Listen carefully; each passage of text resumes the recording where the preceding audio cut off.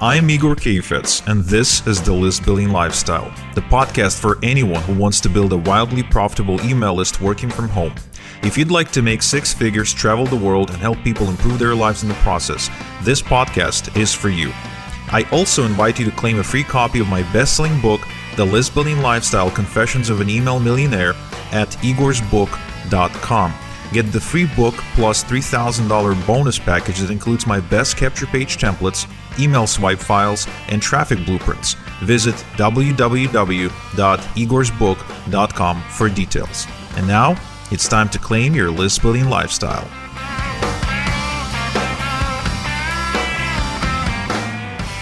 Welcome back to the List Building Lifestyle with your host, Igor Kayfetz. Today, I'm hosting none other than my friend Aurelien Amacker, who's the founder of Systeme.io. It's world's largest CRM or funnel builder, any way you want to call it, that's based in Europe. And I believe, if I'm correct, it actually has the largest European funnel builder community right now in the world.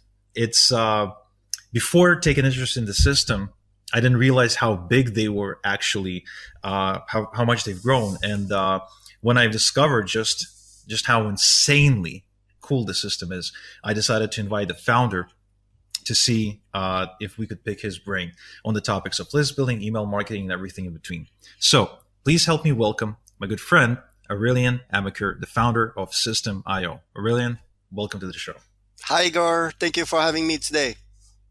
My pleasure, man. My pleasure. So tell us, I mean, it's a pretty steep goal. It's a big, audacious, hairy goal to actually take the fight to all the big companies out there and develop your own funnel builder, CRM, autoresponder, and it's all visual and it's actually good, right? Which we don't get to say that about so many of your competitors. So tell us, where did the inspiration come from?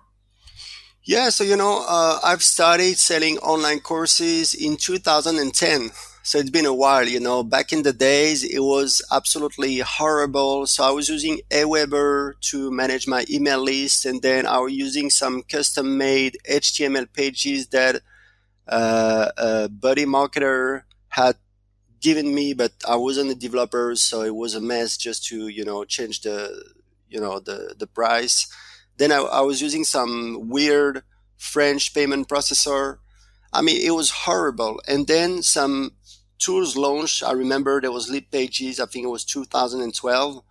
And then there was ClickFunnels. I think it was 2014 or 15. And the thing is, it was 2014 actually, ClickFunnels. The thing is, I was never really happy with these tools. So I started having the idea of building my own tool. And I can tell you something, is that so many people had the same idea, right?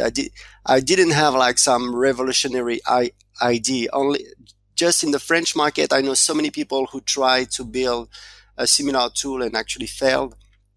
But as I started like designing it, I was like, oh, if only you could have the email marketing features and the page building features under the same roof, it would be so much easier, So that was my goal, and I failed at the beginning. I had the wrong developers, but long story short, after a year, I found the right developers, and we started building the tool. That was in 2017. So over the course of 2017, we actually moved my business over to the tool we were developing.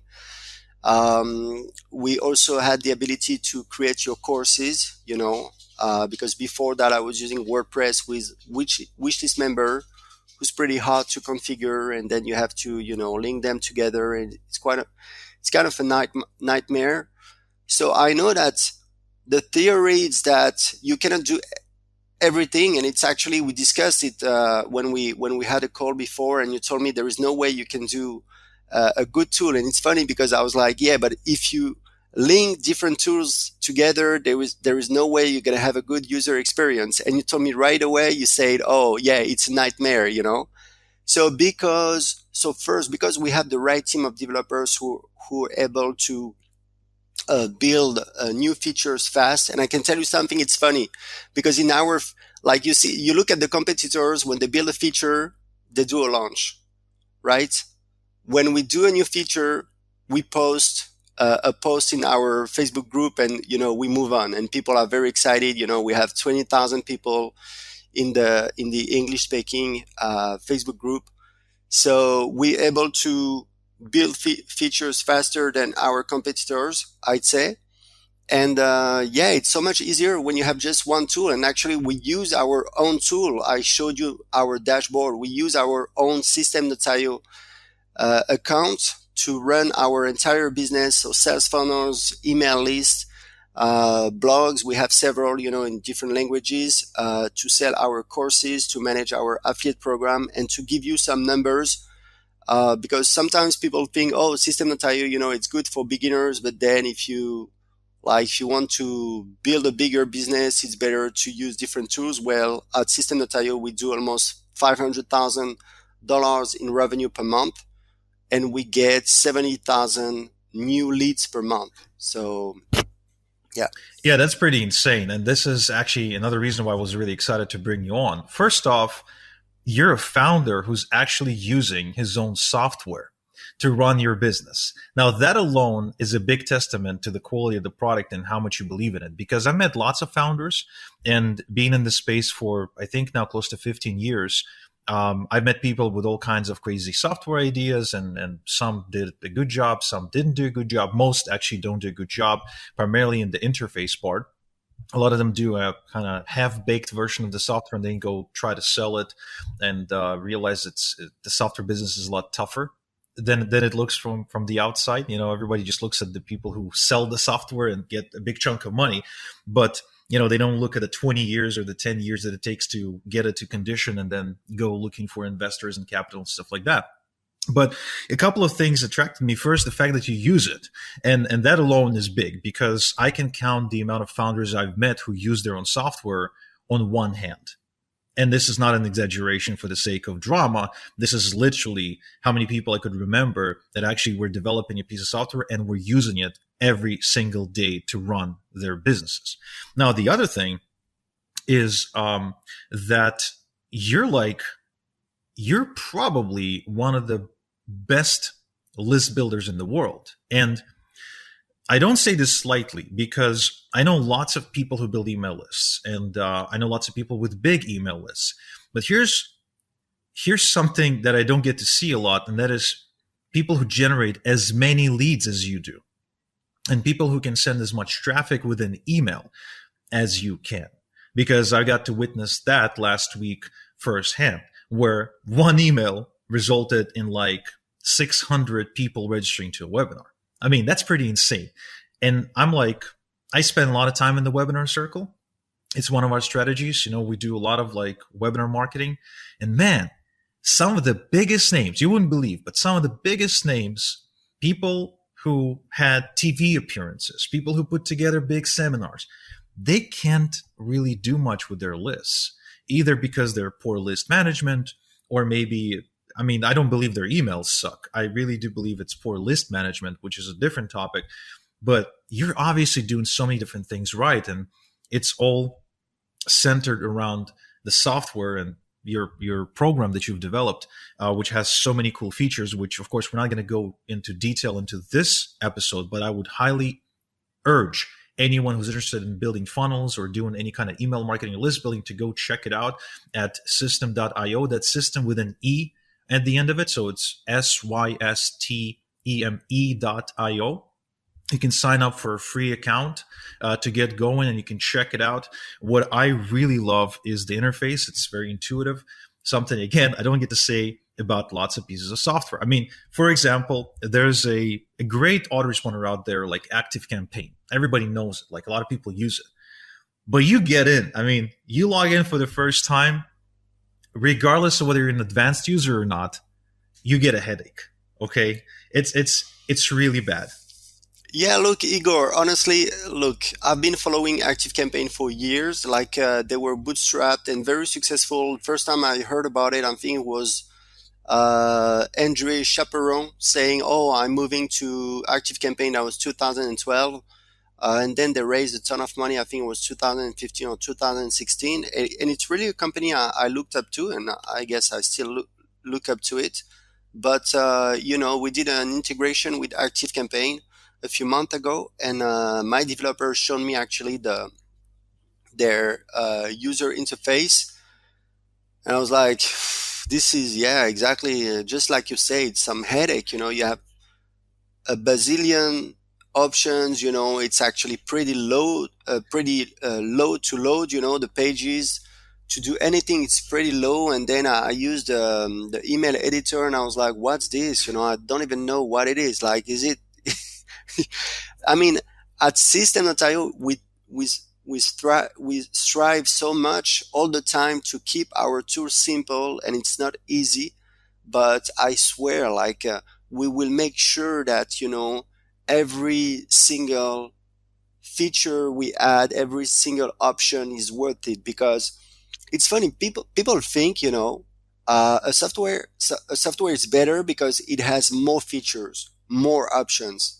But when you look at ActiveCampaign, I'd say that any user is going to use only 10% of all the features. So that means that you have 90% of the features on the user interface that is useless. But still, these are things that you have to understand in the user interface, and it makes it so much more complicated, and it makes the tool and the pages heavier to load. So it's not that easy. It's not like, oh, we have more features, so it's better. The thing is, with my own experience, because I've been selling online courses, I've been selling coaching programs as well for a decade. I'm able to tell our users, you don't need this feature. And sometimes they're not happy about it, but I'm like, hey, I'm sorry, but like a moving button, it's not going to make any difference. Like, you have some basic formula that I love. It's that the offer is more important than the marketing, and the marketing is more important than the design. So you have to educate people. You have to agree to disagree sometimes. But yeah, I mean, ActiveCampaign, it's a very successful company, but I don't think that the tool is still great. Yeah.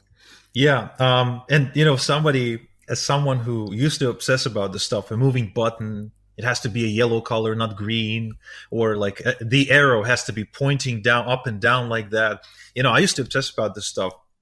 It honestly makes no freaking difference. What actually does make a difference in terms of like these bells and whistles is how fast your page loads, as well as how clean and easy to go through or read through the page, or the interfaces like of the page. So when somebody lands on your page, what you really want is for them to read your headline and take the action that you wanted to take.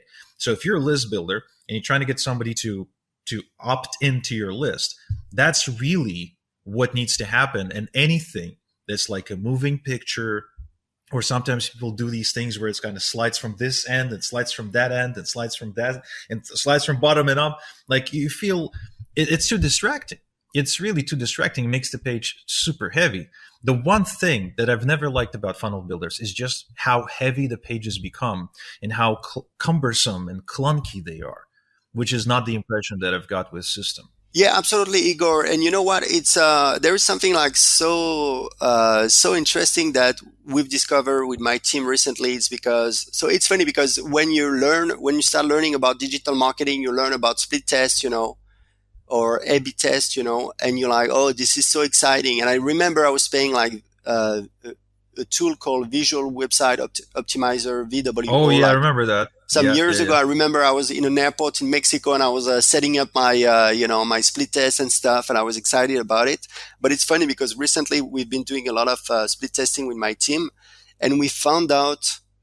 So we testing our homepage, and we got some huge lift. Like in total, it's like 35%. But I'm going to tell you something. We realized that you need at least 6,000 conversions on each variant to have a statistically significant result. So most people running A/B tests out there, I had people telling me, "Oh yeah, I know, I need like a moving button because I did a test, and it's converting 50% more." And every time I'm like, okay, so could you give me the results, like how many conversions you had? And they're like, yeah, sure, I had 50 conversions on one side and 70 conversions on the other side. And I'm like, yeah, but actually this doesn't mean anything. Like, you need a few thousand conversions on each side. And I can tell you right now, because we're doing so many split tests, that you need actually over, that's our rule. We have to wait for over 6,000 conversions on each page. So that means 12,000 conversions in total, because we're testing 2 page at a time. But yeah, what you said, it's totally true. We got a big lift at the beginning because we actually simplified our homepage. We had some screenshot, and then we have a headline, a sub headline. We removed the picture, removed the sub headline, and we got a 15% increase in conversions. No, that's actually a good point. Not having enough data for it to be a statistically significant change, that's a big deal. Because a lot of times people, like, they'll be like, "Oh, I got an 89% lift on my opt-in rate," and then as it turns out, they sent like 100 clicks to it. So it's not really a test, right? It could have been just a lucky segment, or it could have been just a particular portion of the audience that you've advertised to, and that's really, really true. Now, I want to shift gears in this conversation. I want to take us. I mean, it's at this point, it's no secret that I'm really in love with your tool. I really like it, and I really recommend to anyone who gets, I guess, nauseous with complicated pieces of software, who wants to have everything under one umbrella, their content, their emails, their CRM contact information. They want better integrations. They want a faster loading pages. They should check out your stuff. Now, what I want to talk about, I want to touch on some of your strategies to building a list, as well as, if we have time, on how you mail the list, because you have a strategy on that too as well. Not actually, the one that I find more to be more fascinating is your segmentation and the approach you take with managing that list. That's just crazy, crazy cool. But to start, would you mind sharing a couple of lessons, maybe some of the biggest lessons that you can recall in healthy, proper list building? Because, I mean, you're growing your list by leaps and bounds every day. So I want to learn at your feet. I want to know what you're doing, man. Yeah, so it's funny because when I was using Aweber, I didn't care at all about deliverability. I mean, I knew about it, but I really didn't care about cleaning my list, and I, I, I guess I knew it wasn't it wasn't a good idea, but I didn't care. And it's funny because now that I'm on the other side, I mean, we have our own email server infrastructure, we have our own email deliverability team. We work with deliverability experts to make sure that we have a good deliverability. And actually, we have a very cool system in Systeme.io where you actually, so your deliverability is going to depend mostly on the IPs used to send your emails, right? Like IPs with good reputation are going to be able to send your email much better than IPs with bad reputation, IPs used by people doing some shady stuff, spamming and stuff. So the thing is that autoresponders have to group users together. So you want to put the good users with the good users, and you want to put the bad users with the bad users. And the cool thing in Systeme.io is that we actually tell people how they're doing. So we have three user groups. We have the green group. It's the good group. The yellow group and the red group. The red group is obviously the bad one. It means like stop. It's a pretty international sign. And you get to know, actually, you can go to your statistics and you can see in which group you are. And because we want to educate people, we want people to understand what's going on. So if people are in the red group, they should be able to realize that something is wrong, whereas with other autoresponders, people wouldn't know this. So we want people to know, and they're responsible, and they can reach out to our customer support, and we can help them to get better stats so they move on to the other groups.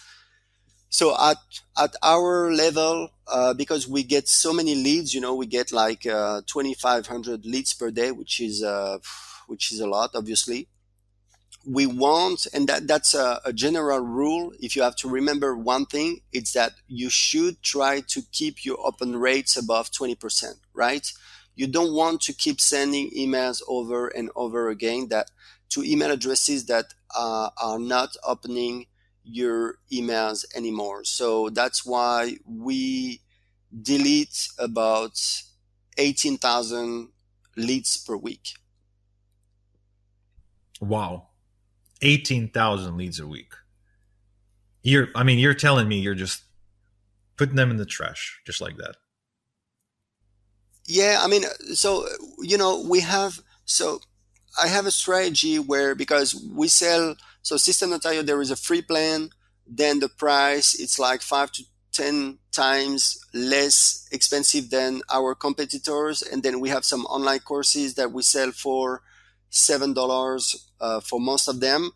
So I'm like, if you have opted into our list and you still haven't purchased anything after 1.5 months, chances are that you will never purchase anything. But it doesn't mean that we don't delete the System Notario free accounts. It just means that I will delete them from our email list so that we don't keep sending emails to these contacts. Interesting. My philosophy has always been exactly the opposite. I've had more than one instance of somebody's been on my list for like a year, 8 months, 4 years. I actually just recently saw a guy, and it was a guy who said basically he's been following me on and off for 10 years. And then he finally decided to pull the trigger. So for me to, to let go of somebody just like that, unless they unsubscribe, of course, that's okay. But like to just let them go just like that, if they're opening the emails but not buying, to me that's just so unusual, right? Because it's one thing to delete the people who don't open, and that I do within 2 weeks. So if you're on my list for 2 weeks, didn't open a single email, goodbye, because you're definitely putting me in a bad spot with all the email service providers. But if you're like opening the emails, man, should we really delete them? Should we really let them go? Yeah, no, sorry, I wasn't sorry. So I delete contacts who have not opened in the last 6 weeks and who have never purchased anything, and then the contacts who have not opened in the last 6 weeks and who have purchased something, I just unsubscribe them from receiving future emails because they're customers, so I want to keep their contacts in our list. But yeah, only if they've never purchased anything and they have not opened any email in the last 6 weeks. Of course, if someone if someone keeps opening our emails for 10 years, he's not going to get deleted. Yeah. Yeah, that's because for me that's like, man, I spend so much money on every lead, so let's just delete them just like True. that. But yeah, but here's the takeaway, I guess, for our audience members here. You want to be sending positive signals to these email service providers. So if you've got a list of 10,000 people and 9,000 of them never open, that's like a bad signal, which can put you in a bad spot with your mailing IP, domain, etc. And what I really appreciate about the way you guys do it is, as a system, so first off, you said you've got tiers and ranking. There's the red, the yellow, and the green. So if you're a red mailer, you're doing it wrong. Stop mailing. Change your strategy. If you're a yellow mailer, there's some things you can do to improve. Yeah. If you're a green mailer, then you're like, good, keep doing what you're doing. And what's interesting is that you're actually showing this to the users. Like you showed it to me in the panel. Like you can see where you rank. So this is so different because let's take, we mentioned Aweber a couple of times. Aweber hates me at this point. They've not only banned me several times, but they blacklisted my name as a keyword in their system. So anytime anyone mentions Igor or Kfetz or any of my domains, they'll just freeze your account and politely ask you not to promote anything that has anything to do with me. So as far as Aweber was concerned, on this show, happy to bash them right, anytime. So even yeah, so we'll do extra episodes just for that. So with Aweber, they don't tell you, right? They don't tell you if you're doing poorly. They don't tell you if you're doing well. They just kind of like either put you on a really bad IP and don't tell you. Yeah, So you exactly. just keep paying that bill, Yeah. right? You keep paying the bill, but you won't deliver and they won't tell you. Get Response does the same thing, by the way. And at the same time, if they really don't like you, they'll just kick you out. So, which is no better. Now, what you're doing, again, so different, so refreshing, and in my opinion, the right way to do it and the way everyone should be doing it. And I really hope that there's like a CMO, the CFO, the CEO of Infusionsoft or any other companies listening to this. You're actually telling your users, be like, look, whatever you're doing right now is hurting email reputation. You need to change this because believe it or not, one of the most confusing things about email marketing, even though a lot of people are afraid to write the emails, is not that. One of the most confusing and scariest parts about email marketing is that dreaded delivery or deliverability, where no one's sharing any kind of information. And yes, there's tools out there. There's a ton of different tools out there, but it's so easy to get lost in the data.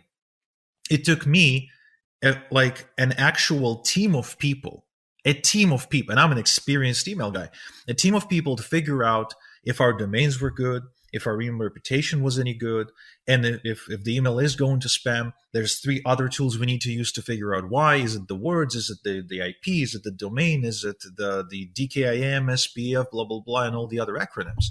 So I don't know. Like for me, I find it fascinating that you guys take such a different approach to this. Yeah, so first, I want to state that obviously we do ban some users sometime, like some irresponsible guy who will import a list of contacts that he got from nowhere, and he's mailing them, about offers. We do have, unfortunately, scammers also, but we have some tools in place and we have a team that monitors the accounts on a daily basis to spot them and block them right away.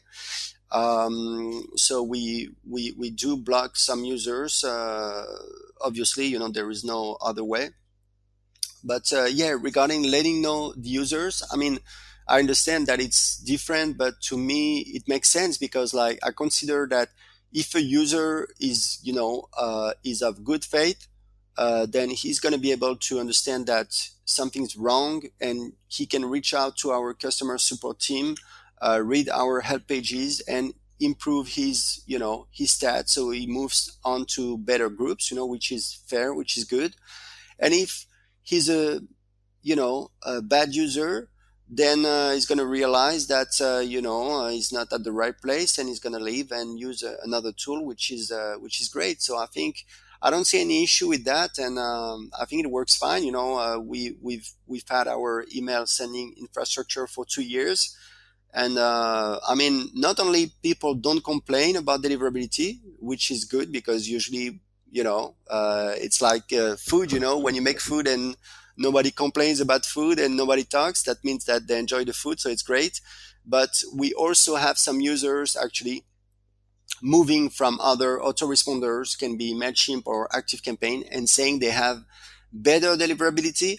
But then I'm like, okay, guys, this is great, but it depends mostly on your user group, the IP addresses used, and maybe you were like in a bad group or whatever. Like because people sometimes ask, "What's your email deliverability?" and I'm like, it's there is no one figure that can answer this question. But yeah, overall it's great. So yeah, and people are happy about it. Yeah, and before I get to that, we're almost out of time, but I do want to squeeze in one more question that I think is really important for our audience. I do want to specify that in no way, shape, or form do we encourage for you guys to either buy, Yeah, CSV files full of emails or scrape them off the internet and just go cold mailing them through the system or any other software. You don't want to do that. you can do cold mailing to professionals. It's actually allowed by the law. In Europe, it is at least. But then you have some dedicated tools for this. Maybe GMAS, maybe Lemlist. Some tools dedicated to doing some cold outreach. It's not the case with autoresponders that are more used for reaching out to individuals. Yeah, absolutely. We're not talking about the cold outreach, but rather don't go collecting email addresses in a non-opt-in fashion and importing them into pieces of software that have great deliverability, thinking that you're going to fly. Yeah, You're not. You're going to get caught and you're going to get banned, exactly. and you don't want to do that. So, one last question I want to squeeze in. So, we spoke extensively about the amount of time and effort you and your team put into email deliverability, ranking your users, and making sure that the people who do a good job continue getting delivered, and the people who do a bad job get notified of that, and you basically prevent them from getting on a good IP.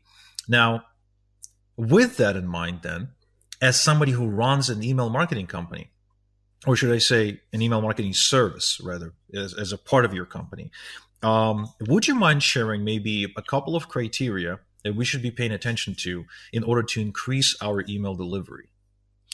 Yeah, so I know that you have a few things that you should do. You should authenticate your domain. You have some I'm not. I'm gonna be sincere. I don't do this kind of specific stuff, but I know you have DKIM, you have DMARC. You know, some email security protocols that you should have in place. You know, so for example, at Systeme.io, we don't allow to send newsletters from a Gmail address. And I heard that some other autoresponder allowed that, like ConvertKit. So I asked my assistant to look into it because the um, the um, the deliverability experts we work with told us it was a big no-no. And then you just cannot send newsletters with like a Yahoo email address. It's technically impossible. Like the servers will, the email servers will not accept your emails because in Yahoo domain it's actually set up in a way that only Yahoo email servers can send emails from a Yahoo email address. So yeah, it's authenticating your domain, and then it's mostly about your habit. You know, of course, only send emails to people who opted into your list and clean your email list. Try to keep your open rate above 20%. I think it's a good rule of thumb. Yeah, absolutely. Of course, most people don't ever make it to that benchmark simply because a lot of times they just immediately get put on a bad IP. I mean, I've seen it more than once. I've seen it with myself, with many of my customers, where you don't even get to that point because all these companies they got so fat and I mean greedy that they just automatically put new users on a bad IP, and you don't even stand a chance, even if you do set up your DKI, DMARC, and SPF and DKIM stuff, which is something that, as an advanced email marketer, I always recommend people to do. Um, And Igor, so, I have to say one last thing because I realize that your audience is, really into email marketing and list oh building, yeah, and I have to yeah, let you guys know that with System.io, we used to have a system where, I mean, when you have more contacts, you pay more, blah, blah, blah. And then I don't know, long story short, at System.io for $97 per month, you get the unlimited plan with unlimited contacts, unlimited email sent. And you will never spend more than $97 per month, even if you have 10,000, 20,000, 50,000, 100,000 contacts in your email list. It's just because maybe we got late to the game, and it's a way to have people moving over, and we offer free migration. But I know that someone using Active Campaign and ClickFunnels who's making 20,000, let's say $10,000 per month, with a list of 50,000 people, he might be able to save $1,000 by moving $1,000 per month by moving over to our service where he will pay $97 and he will never pay over $97. And we have a team actually of a team of 9 people working full time migrating customers from other tools, and people are very happy with the migrations. So I just wanted to let you know, guys, because for us, I mean, we have 2 email servers, we have a team. It doesn't cost us much to add a customer, even if he has a lot of contacts, and for us we're still profitable. So it's totally fine for us, and yeah, you guys can save a ton of money. There you go, guys. So if you already have a list and you're unhappy with your current email service provider, then you should check out system.io. That's Systeme.io, because that's the French spelling for the word system. Who would have known? It I is. discovered it today.